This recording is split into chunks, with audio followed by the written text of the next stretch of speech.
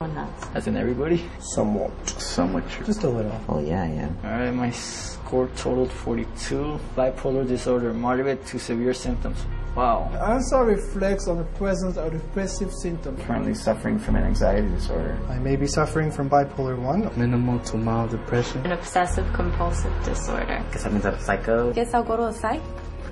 Try to see if I could work it out, get some meds or something. All told, 50% of these everyday people were assigned a psychiatric diagnosis and instructed to get treatment. By this measure, half of the U.S. population, some 150 million Americans, could be classified as mentally ill.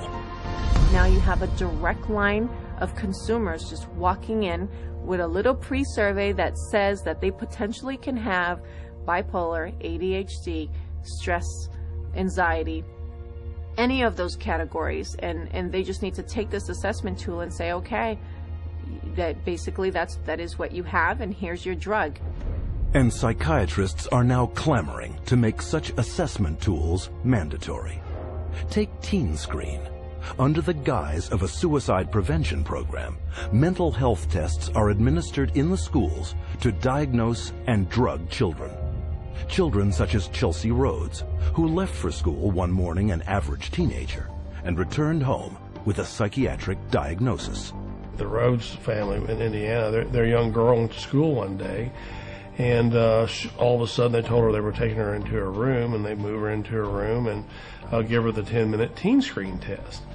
And shortly after taking the test, she's pulled aside in the hallway and she's told she has two problems, basically two mental problems. One, obsessive compulsive disorder, and social anxiety disorder. Her parents were stunned, dumbfounded. They didn't know the Teen Screen was going to screen their child. They had not been asked permission. People at school had told her that she was mentally ill with these two conditions based off of a computer test that took her 10 minutes to answer. One of the questions was worded, if Chelsea went out a lot. She answered no. We'd ask her why she answered that way. She said, because Mom, you and Dad don't allow us to go out on school nights. I have to be home to do my homework and take care of our household chores.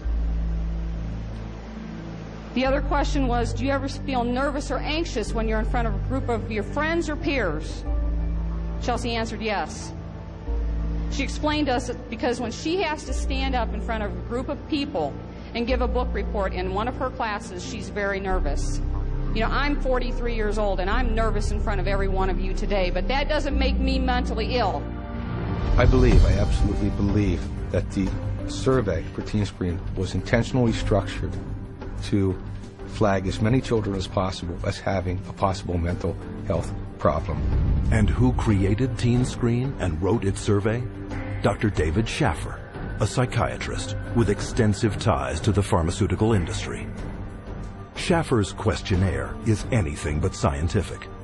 In a study he himself conducted, Schaffer admitted that 84% of all students were falsely flagged as suicidal. But what was not admitted is how traumatic the consequences can be. Alea Gleason was only 11 years old when she took a screening test at her middle school in Texas. It was 7th grade, and they had all the girls go into the cafeteria because they said that a lot of girls have depression, so they was working on some depression screen. Next thing I know, there's those middle schools tell my husband now that CPS is there at the school taking Alea because she's suicidal. I'm like, suicide? I'm not trying to kill myself. I love myself. I've always loved myself. So I don't know if she was eating at the school or they'd already taken her away. When they took Alea, my girls and I, we didn't sleep for about a good 3 days. For the first 3 days, because my house was empty without her. And they was making me sign papers talking about if you don't take these medicines, you can't see your parents. So they was telling me, you know, if you take your medicine, you can see your parents. My daughter was on 22 different types of medication that this one psychiatrist gave her. They drugged me up so bad that they said they had to drag me. And I used to wonder how I got to my room. When I saw for myself what they were giving her and how much and how often, I just thought, they're going to kill this child. And the parents were we're helpless. Then after a while, that's when I was just like, I'm not about to take no more medicine until I call my parents. And then that's when they was like, okay, well, we're gonna give it to you anyways. They restrained me and shot me up. I was in 4 points. They laid me out on my stomach and my feet like this and tied me up. One day, they must have put her in about 12 restraints in one day. They said I was restrained about 70 or 80 times. After a couple of months, they was like, you know, your parents don't want to see you. They don't want to talk to you or anything. So I was really hurt. We tried everything. Nobody know. We didn't know what hospital. We didn't even know where they taking her. After 2 weeks, you're supposed to hear, or you're supposed to be able to see your child. They didn't give me that. I didn't see Alea till 6 months later. But I was a good child.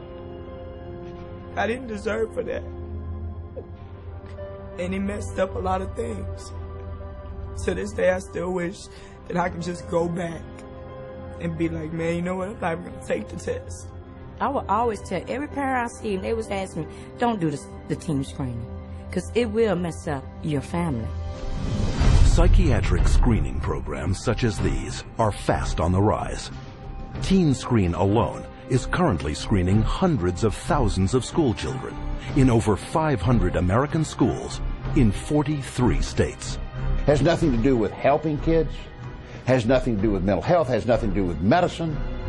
It has everything to do with the pushing of drugs. So it presents itself as being a wonderful, altruistic program, whereas in fact, I believe its cold-blooded and cold-hearted intent is to recruit more children into the very subjective diagnoses of mental illness and to treat those kids with medication. But the psychiatric drug push doesn't end in the classroom. Legislation has been put in place to screen all citizens for mental illness, including geriatric patients, war veterans, and pregnant mothers, all to be paid for by you. Psychiatrists benefit from both ends, from the pharmaceutical end for being paid to write the prescription, and then from the patient for being there to receive the prescription. It's an industry that cannot allow the human condition to go unmedicated, and I think this is where the problem begins. If everybody considers themselves to be sick in some way or more than one way, and that the only control, the only hope for their happiness is to be on pills for the rest of their lives, that's the goal. The pharmaceuticals in the psychiatric community are in a cleanup, and that's what it's all about. It has nothing to do with helping our kids or, their mental health. It's all about money. Today, drug companies spend over $5.3 billion a year marketing prescription drugs, almost 9 times more than a decade earlier. The result? Worldwide sales of psychotropic drugs have soared to $80 billion. And all while psychiatrists willfully ignore the vast human tragedy they are creating.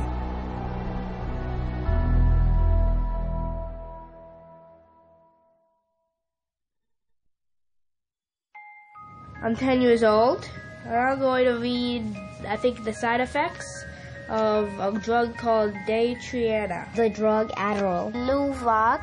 Cymbalta. Gyudon. Lexapro. Namenda. I have a question. Where do I find the side effects? How do I read it if it's so small? Just a bunch of letters squished together. I can't read this. This is the side effects of the drug. Side effects. Stroke. Gastra. What the heck? Speech disorder. Eye disorders. Vision blurred. Dry mouth. Nervous. Tremor. Dizziness, delirium, and coma. Tardive dyskinesia. They experience worsening of their depression. Aggressive reaction. Paranoid reaction. Psychosis. Serious cardiovascular events. Other serious heart problems. Heart failure. What? Suicidal thoughts. Suicidal thinking and behavior. Increases the risk of suicide. An increased risk of death. Sudden death. These guys must be kidding. Wow.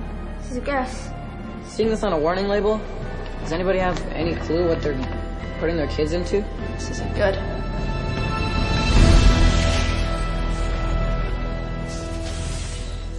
No drug has side effects. They're all effects. Side effect is just a way that doctors explain away the effects